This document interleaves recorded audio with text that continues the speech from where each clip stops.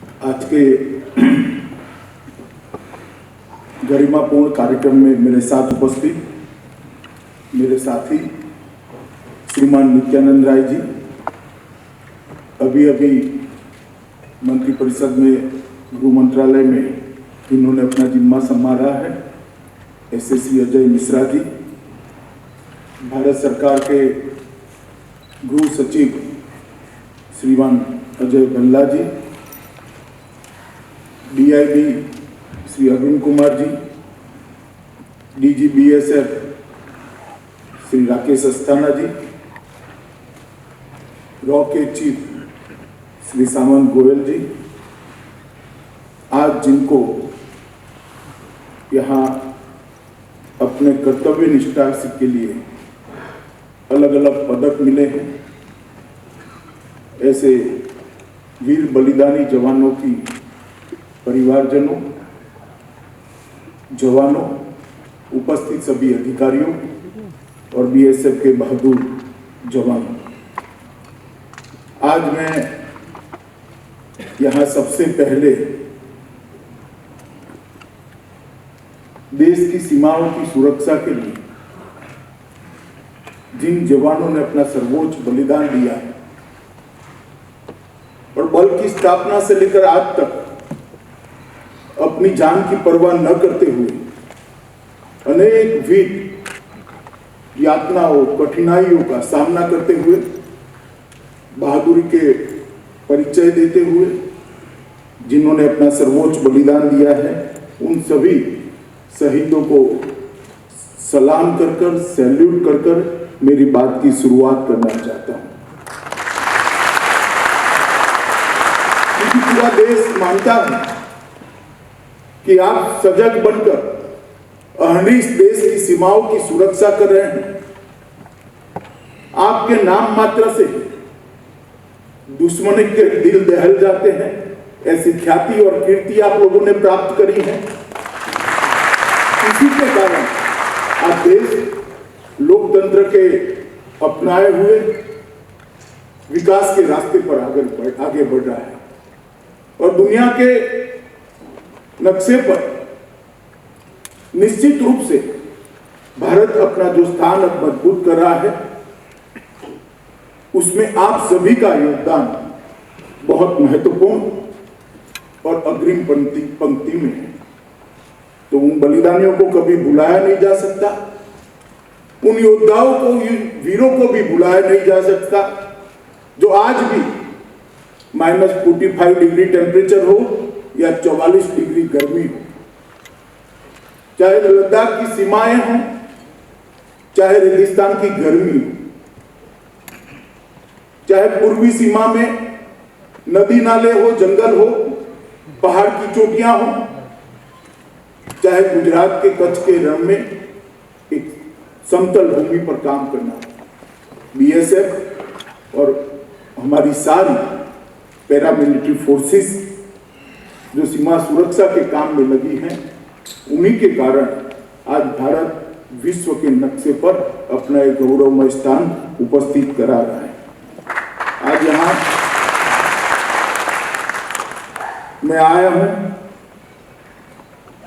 तो स्वर्गस्थ रुस्तम जी के लिए मैं जरूर कहना चाहूंगा कि उन्होंने एक ऐसे बल की शुरुआत करी जिसने अपने पसीने से, अपनी निष्ठा से, मेहनत से, सजगता से और बलिदान से एक महान कीर्ति स्तंभ की रचना करी है, जो देश की सुरक्षा के लिए दूर दूर से, हजारों किलोमीटर दूर से दिखाई पड़ता है।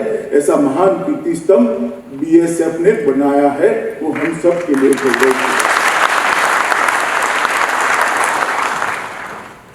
65 की लड़ाई के बाद सीमावर्ती क्षेत्र की राज्यों की 25 बटालियनों के साथ, सिर्फ 25 बटालियनों के साथ, ना पीछे कोई बड़ी परंपरा थी, ना बड़े संसाधन थे, मगर हौसले बुलंद थे। एक बीज के रूप में सीमा सुरक्षा बल की स्थापना हुई। वो बीज आज वटवृक्ष बनकर देश को सुरक्षा मुहैया करा रहा है। रुस्तम जी के हाथों से जो शुरुआत हुई, वो शुरुआत आज हम देखते हैं तो आश्चर्यचकित कराने वाली गति से उसने अपनी परंपराएं भी स्थापित करी और जीवन पर्यंत कर्तव्य का नारा को सार्थक करते हुए एक उच्च बलिदान की परंपरा को भी स्थापित किया है। वैसे तो उनके सम्मान में उनके जन्मदिन 22 मई के दिन एक कार्यक्रम होता है, परंतु कोरोना काल के कारण ये कार्यक्रम आज हम थोड़ा लेट कर रहे हैं। सीमा सुरक्षा बल की स्थापना के 6 साल बाद ही, जब उस वक्त के पूर्वी पाकिस्तान में सभी मानव अधिकारों का हनन हो रहा, कल्पना नहीं कर सकती इतनी यातनाएं दी जाती थी, महिलाओं के साथ दुर्व्यवहार किया जाता था।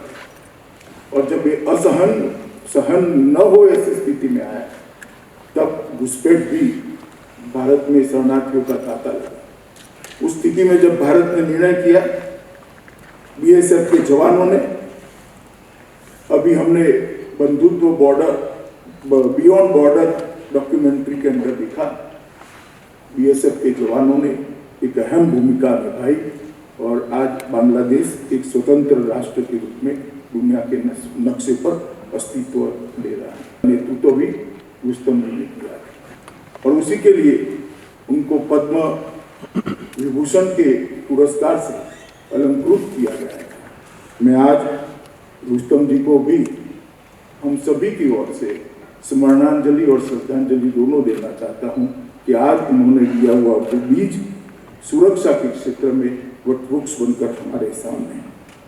युद्ध काल हो या शांति काल, बीएसएफ के जवानों ने हमेशा अपने कर्तव्य को निभाने के लिए कोई कसर नहीं छोड़ी। इसी का परिणाम है कि एक महावीर चक्र, 4 कीर्ति चक्र, 13 वीर चक्र, 13 शौर्य चक्र, एक अति विशिष्ट सेना मेडल, एक परम विशिष्ट सेना मेडल और 12 विशिष्ट सेना पदक और 56 सेना मेडल और 44 मेंशन डिस्पैचेस के साथ गौरव के साथ आज बीएसएफ यहाँ पर।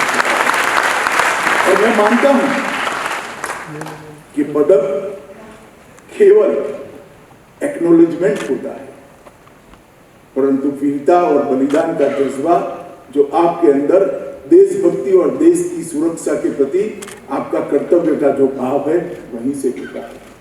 मगर कई बार जब कोई जवान सीमा पर लड़ते लड़ते अपने प्राणों का बलिदान देता है और उसको पदक देने का, उसके परिवार को पदक देने का मौका आता है, तो गौरव सेना के, हमारी बीएसएफ के सेना के जवानों के परिवार का नहीं होता, पदक देने वालों का होता है कि जिनको ये मौका मिला कि एक शहीद के परिवार को शहीद के लिए पदक देने का मौका मिला।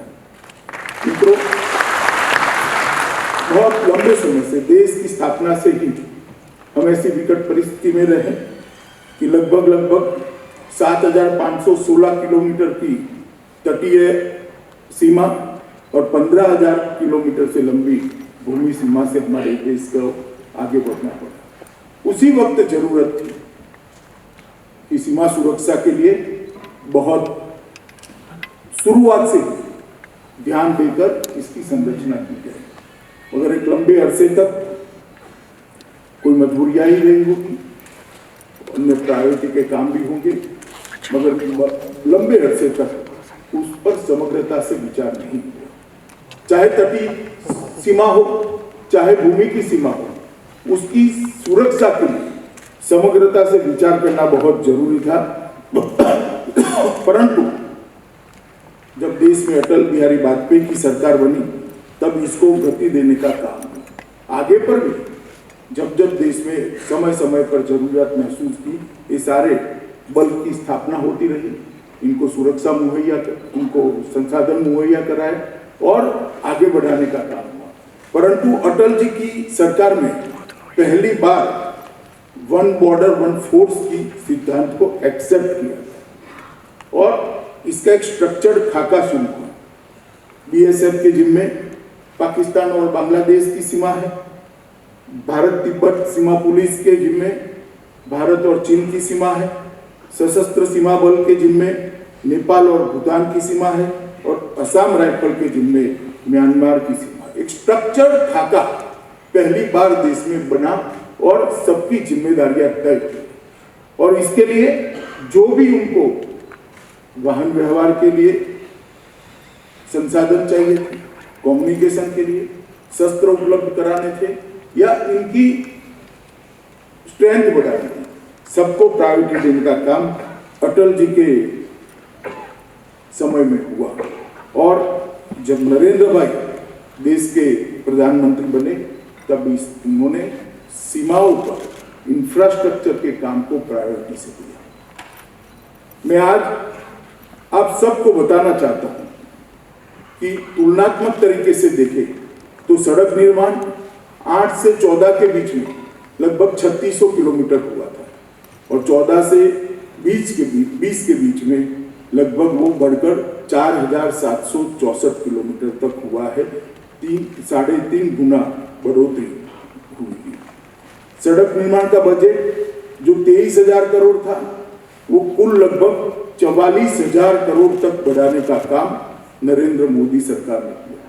प्रधानमंत्री का ये दृष्टिकोण है कि जब तक इंफ्रास्ट्रक्चर सीमा पर का ठीक नहीं करेंगे हमारे सुरक्षा बल ढंग से सीमा की सुरक्षा भी नहीं करेंगे।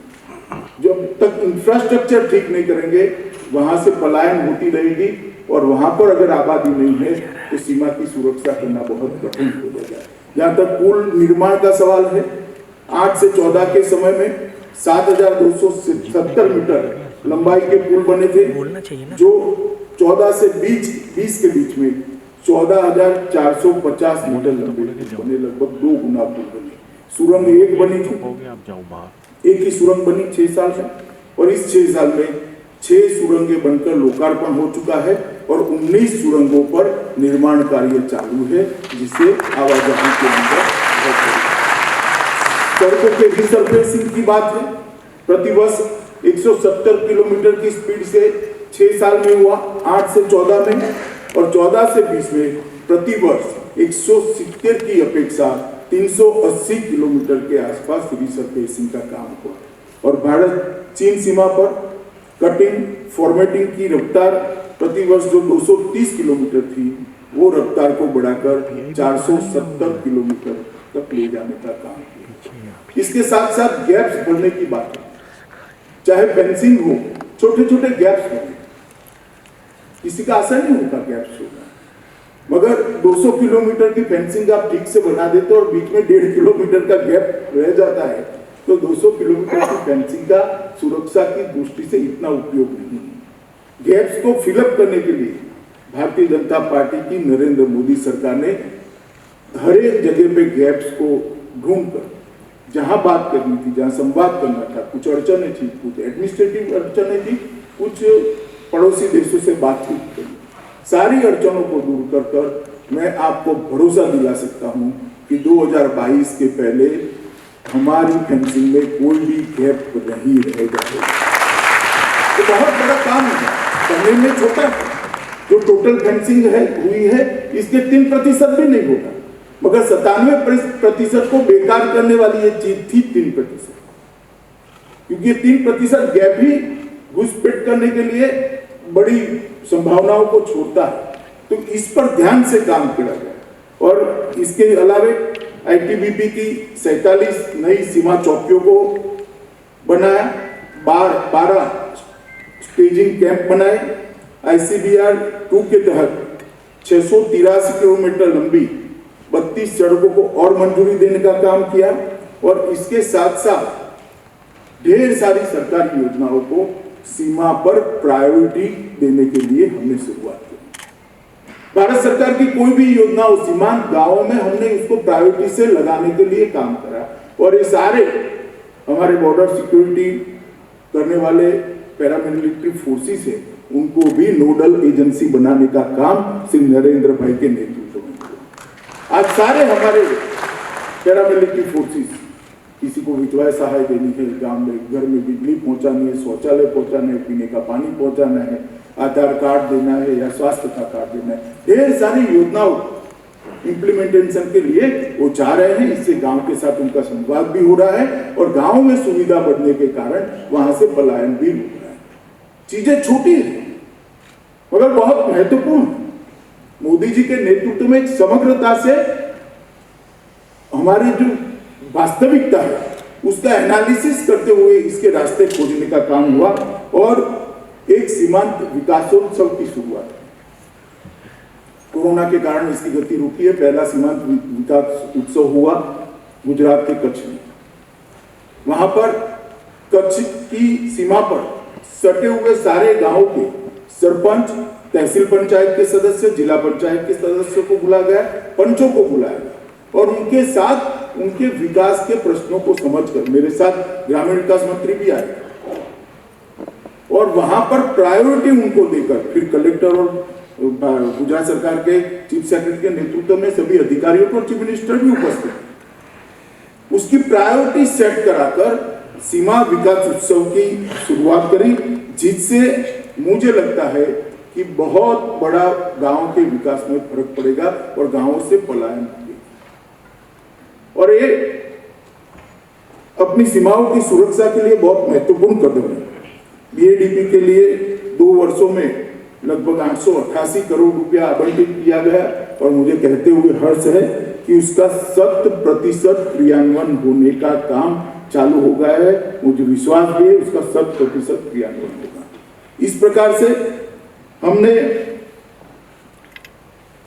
सीमाओं के क्षेत्र को मजबूत इंफ्रास्ट्रक्चर, गांवों को विकसित करना, गांव में लोग रह पाए, आधारभूत संरचना के साथ साथ उनको बेसिक सर्विस मिल पाए, इस प्रकार का वातावरण प्रोवाइड करना और सभी पैरामिलिट्री फोर्सेस को एक अच्छा माहौल, उनकी रिक्वायरमेंट को समझना, उनको सशक्त करना और उनकी रिक्त पदों की भर्ती जल्दी करना। एक सुनियोजित प्लान के साथ हम आगे बढ़े हैं और मुझे लगता है कि इससे हमारे जवानों का हौसला जरूर बढ़ा है। मित्रों, ढेर सारे सीमा सुरक्षा बल के और पैरामिलिट्री फोर्सेस के कर्तव्य के लिए, उनकी जो फर्ज है उसके लिए ढेर सारे विद्वान अलग अलग मत व्यक्त करते हैं, अलग अलग प्रकार के मत होते हैं, मगर मेरे हिसाब से एक सीधा सरल वाक्य में उसको उनके काम को व्याख्यायित करना है तो मैं इतना ही कहता हूँ, सीमा सुरक्षा का मतलब है राष्ट्रीय सुरक्षा। इसके परे किसी को सोचने की जरूरत नहीं है। सीमा सुरक्षा ही राष्ट्रीय, और जिस देश की सीमाएं सुरक्षित नहीं होती है वो राष्ट्र कभी सुरक्षित नहीं रह सकता। जिस देश की सीमाएं सुरक्षित है वो राष्ट्र आराम से विकास के रास्ते पर, लोकतंत्र के रास्ते पर आगे बढ़ा जा सकता है। मित्रों, घुसपैठ, मानव तस्करी, गौ तस्करी, हथियारों की तस्करी, ड्रोन, ये सारी हमारे सामने चैलेंज है। अभी हमने देखा किस प्रकार के सुरंग बनाए गए, ढेर सारी चैलेंजेस है, मगर मुझे पूरा विश्वास है अपनी पैरामिलिट्री फोर्सेस पर, उनकी सजगता पर और समयानुकूल बदलाव लाने की उनकी क्षमता पर। ये सारे चैलेंजों को पार कर हम हमारी सीमा सुरक्षा को सुनिश्चित करेंगे। हर चीज का जवाब है। जब समस्या की जानकारी होती है और उसको चुनौती को सामना करने का हौसला होता है तो समस्या नहीं रहती। हम उनसे 2 कदम आगे रहेंगे, इसका मुझे पूरा विश्वास है। मित्रों, बलों की नजर से बचने के लिए सुरंग बनाने का जो काम शुरू हुआ था, अस्थाना यहाँ बैठे हैं, ये सब ने बहुत अच्छे तरीके से सुरंगें ढूंढकर उसका फॉरेंसिक साइंस की दृष्टि से एनालिसिस कराकर कितने समय के पहले बनी थी, कितने लोग घुसे होंगे, ये सारी चीजों का एक वैज्ञानिक एनालिसिस कर एक बहुत अच्छे तरीके से उसका पूरा पर्दाफाश किया है और आगे न बढ़ पाए इसके लिए भी हम बहुत आगे बढ़े हैं। एक पायलट योजना के रूप में CIBMS की जो शुरुआत की है, जो बॉर्डर पर बेहतर निगरानी रखने में बहुत सक्षम है और तारबंदी जो हमारी बॉर्डर फेंसिंग हुई है उस पर ढेर सारे परिवर्तन भी करें, उसका एक नया मॉडल भी बन रहा है, जिसको काटना या जिसको तोड़ना बहुत दिक्कत होगी, और ढेर सारी चर्चा करने के बाद अब इसको स्वीकृत भी किया गया है। पूर्णतः चैलेंजेस को देखें तो ड्रोन के खिलाफ हमारी मुहिम बहुत महत्वपूर्ण आज के समय में होती है। ड्रोन के खिलाफ की प्रणालियों को विकसित करने के लिए DRDO और हमारी अन्य एजेंसियां लगी हैं। बहुत कम समय में मुझे भरोसा है कि ड्रोन विरोधी स्वदेशी प्रणाली के साथ हम सीमा पर अपनी तैनाती बढ़ाएंगे और इस खतरे को भी हम पार कर लेंगे। लगभग सुरक्षा बल ने 15 अरब रुपए के नारकोटिक्स को पकड़ा है, 4.5 करोड़ के सोना चांदी को पकड़ा है, 15 आतंकवादियों को मार गिरा है और लगभग 2000 आतंकवादियों को घुसपैठियों को पकड़ने का काम किया है। नक्सल विरोधी अभियान में भी पूर्वोत्तर राज्यों की सीमा सुरक्षा में भी बल ने बहुत अच्छा काम किया है, मगर हम सब ने इस चैलेंज को भी स्वीकार करना पड़ेगा कि सरहद की उस पार से अब भविष्य में आर्टिफिशियल इंटेलिजेंस और रोबोटिक टेक्निक का भी उपयोग होने की संभावना हो सकती है। ड्रोन के खिलाफ तो हम सारे R&D के प्रोजेक्ट को बहुत बल देकर आगे बढ़ा रहे हैं, परंतु इसके लिए भी एक दीर्घकालिक योजना बनानी पड़ेगी। प्रधानमंत्री जी ने पुलिस निर्देशकों के 2020 के सम्मेलन में एक सुझाव दिया कि इसके लिए हैकेथॉन किया जाए। सीमा सुरक्षा बल ने 2 जुलाई 2021 को एक हैकेथॉन का आयोजन किया। इसके लिए इलेक्ट्रॉनिक्स एवं सूचना प्रौद्योगिकी मंत्रालय भी साथ में था और दोनों की साझी भूमिका से भूमि नाम का एक कार्यक्रम हुआ। उसमें ढेर सारे लोगों ने हिस्सा भी लिया और काफी कुछ इसमें से निकल सकता है। मुझे भरोसा है कि हमारी सारी चुनौतियों का रास्ता इसी प्रकार से हैकेथॉन से टेक्निकल एक्सपर्ट्स को जोड़ने से निकलेगा। और ये हैकेथॉन की शुरुआत सारे पैरामिलिट्री फोर्सेस और गृह विभाग की इसी दिशा में आगे बढ़ेंगे। और ये जो इनिशिएटिव है, इस इनिशिएटिव के प्राथमिक मतलब शुरुआती प्रयोग जो हुआ है भूमि के नाम से, इसके एनालिसिस कर इसको एक रेगुलर प्रैक्टिस के रूप में बदलने का भी भारत सरकार का गृह मंत्रालय सोच रहा है। इलेक्ट्रॉनिक उपकरणों को डिटेक्ट करना, सुरंगों का पता लगाना, पोर्टेबल एनक्रिप्टेड सामरिक मोबाइल संचार, एंटी ड्रोन टेक्निक, इस प्रकार की सारी चीजों को मुझे लगता है कि सीरीज ऑफ हैकेथॉन से हमें फायदा मिलेगा। सीमा सुरक्षा हेतु व्हीकल और ट्रांसपोर्ट के लिए ऑर्डिनेंस सप्लाई चेन्स, वेपन्स और एम्यूनेशन, सीमा सर्वेलेंस हेतु आवश्यक सामग्री, इसके लिए भी एक्सपर्ट ग्रुप की रचना आने वाले नजदीक के समय में ही हम करेंगे। हम सीमा सुरक्षा के बारे में जितनी भी चीजें चाहिए उसमें हम आत्मनिर्भर भी बनना चाहते हैं। सीमा सुरक्षा करने के लिए जितने भी टेक्नोलॉजी चाहिए वो टेक्नोलॉजी में भी हम आत्मनिर्भर बनना चाहते हैं। मुझे लगता है ये हैकेथॉन की सीरीज से उससे बहुत बड़ा फायदा है। मैं जब से सोचना शुरू किया तब से शुरू से ही सीमा सुरक्षा और देश की सुरक्षा के लिए लगाव के कारण कई बार सोचता रहता, पढ़ता भी रहता था। जिस प्रकार से देश चलता था वो दिखता भी रहता था। फिर राजनीति में आया, अलग अलग जिम्मेदारियां भी मिली, मगर वो यात्रा कभी नहीं हुई। मुझे कई बार ऐसा होता है कि इस देश की रक्षा नीति है या नहीं। जब तक श्री नरेंद्र मोदी देश के प्रधानमंत्री नहीं बने, हमारी स्वतंत्र रक्षा नीति ही नहीं थी, वो विदेश नीति से प्रभावित थी या तो विदेश नीति रक्षा नीति पर ओवरलैप कर रही थी। नरेंद्र मोदी बनने के बाद ही स्वतंत्र रक्षा नीति हुई कि हमारा सभी के साथ शांति का इरादा है, मगर हमारी सीमाओं के साथ कोई छेड़खानी करेगा, हमारी संप्रभुता को कोई अगर चैलेंज करेगा तो रक्षा नीति की प्राथमिकता है उसको उसी भाषा में जवाब दिया जाए। और बहुत बड़ी उपलब्धि देश को एक अच्छी रक्षा नीति की जरूरत थी जो देश के प्रधानमंत्री नरेंद्र मोदी जी ने दी है।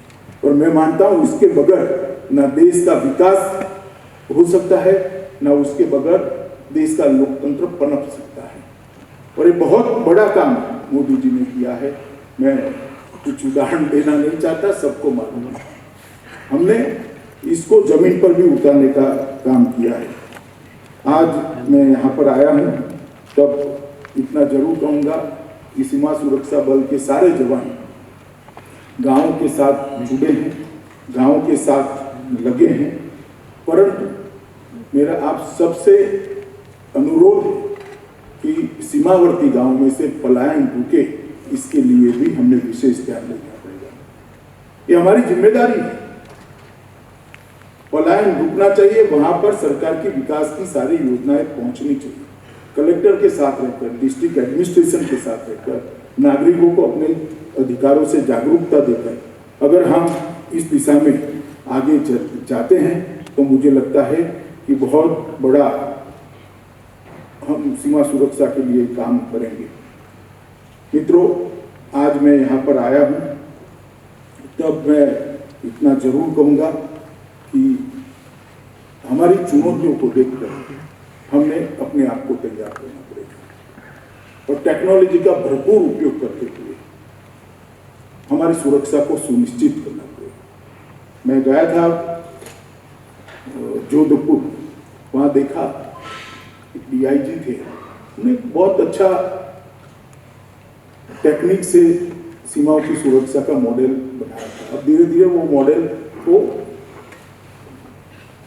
सारी जो कमियां होगी या प्रैक्टिकल उपयोग करने के लिए ये सब दूर कर कर हम इसको आगे लागू कर सकते हैं। इस प्रकार से हर जवान ने आपकी दिक्कतों को कौन सी टेक्निक के सहारे ये दिक्कतों को समाप्त कर सकते हैं।